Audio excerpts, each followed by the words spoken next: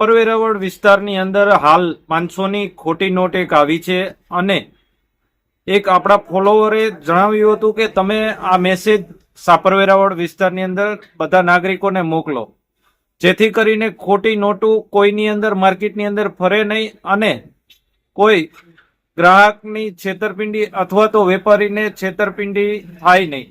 ખાસ કરીને આવા ગઠિયાઓ જ્યારે ઘણીવાર ટ્રાફિક થતી હોય ત્યારે ઓચિંતાના આવી જાય છે અને 500ની ખોટી નોટો પધરાવી દે છે. ત્યારે આપણે થોડી લોભ અને લાલચમાં ફટાફટ લઈ લેતા હોય છે અને ચેક કરતા નથી, જેના કારણે ગઠિયાઓ ફાવી જાય છે. ત્યારે આજે સાપર વેરાવળ વિસ્તારની અંદર વેરાવળની અંદર એક 500ની નોટ આવી છે અને તે ભાઈ મને રૂબરૂ આપી ગયા છે અને હાલ આ ચોકડી મારી દીધેલી છે, જેની અંદર માર્કેટની અંદર કોઈ લે નહીં અને કોઈની અગર જાય નહીં, તે માટે તે ભાઈએ ખુદે ચોકડી મારીને જ આપેલી છે.